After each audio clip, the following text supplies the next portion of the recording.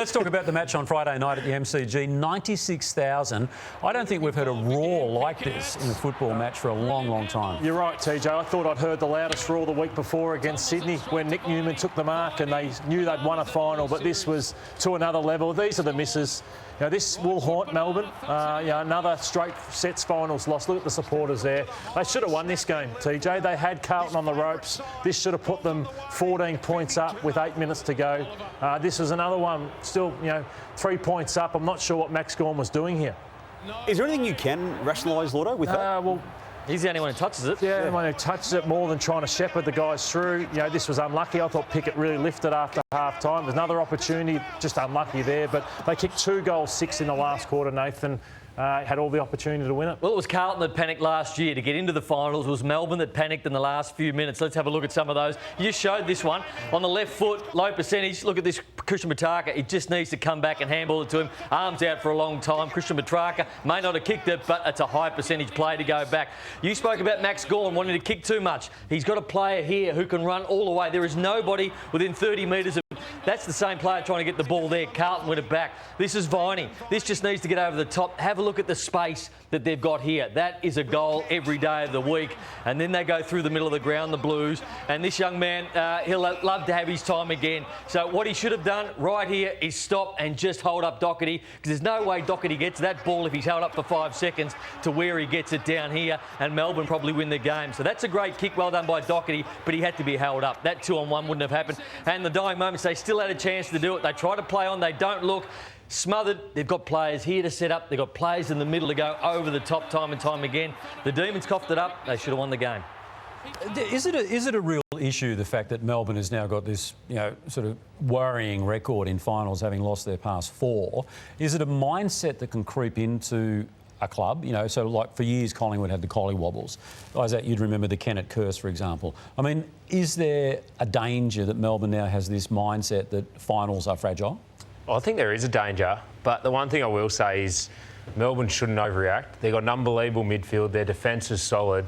They copped a couple of injuries in the forward line.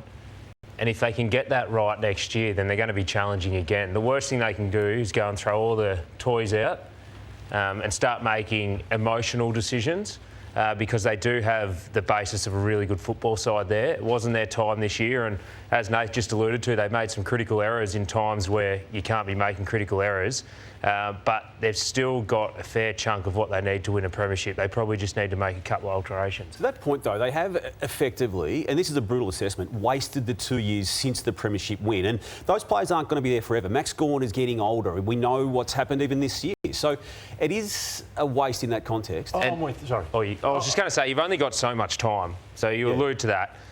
They do have a very good side. Most of them are signed up till 2:30. Whether they're going to be playing their best footy that whole period.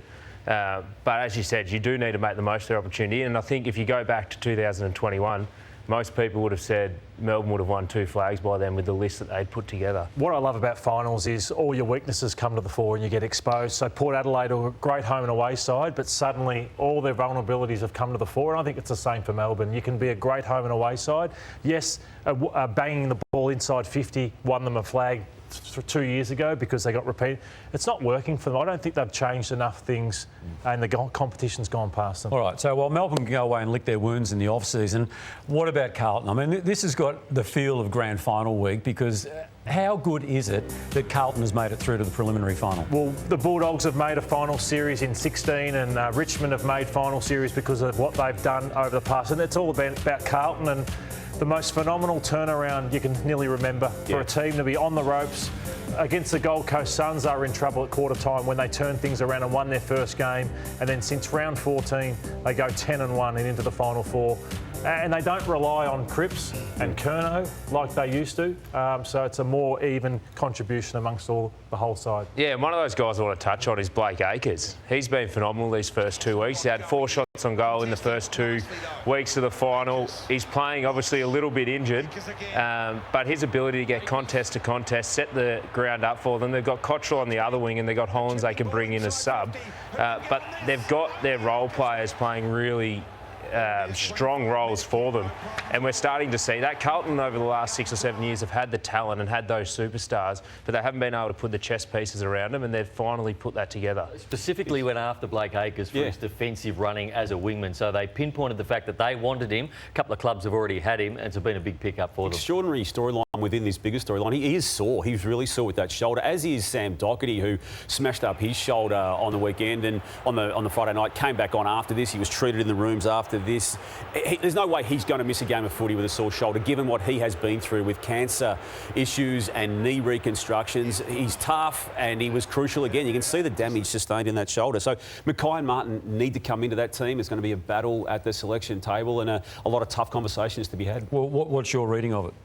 Well, they'll both come back in, absolutely guaranteed. Yeah, who's going out? Well, I think Cunningham being subbed out on the match in question is leaving him vulnerable, whether George Hewitt's another one as well, and what the forward line looks like. But they chose to not take Jack Silvani into that semi-final, so he won't be part of it, I wouldn't have thought, given those two forwards are coming back in. The D's lack of discipline has to be spoken about as well, that they just made things even harder for themselves. So they struggle to score as it is, and then moments like this. So they're a goal up, Joel Smith's having a shot, Pickett gives away a free kick.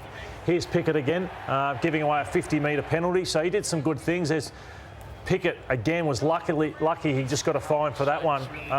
So he made a lot of mistakes through the night where they just made things difficult. Look at this, 7 minutes to go, 9 points up. They have Carlton locked away in the pocket to chew up more minutes. Oliver doesn't come back to the 9-metre rule. This is now 4 minutes to go, 3 points up. They have the ball. It was Sparrow's free kick and he just yanks Walsh to the ground. So unforgivable moments for so many Melbourne players. And those missed opportunities were certainly addressed by the coach post-match.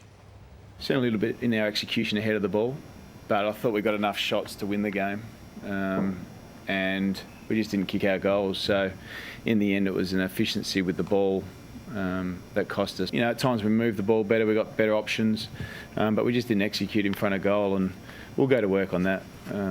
It's 2 times in the finals where we haven't been able to do that, so that's something we've got to get better at.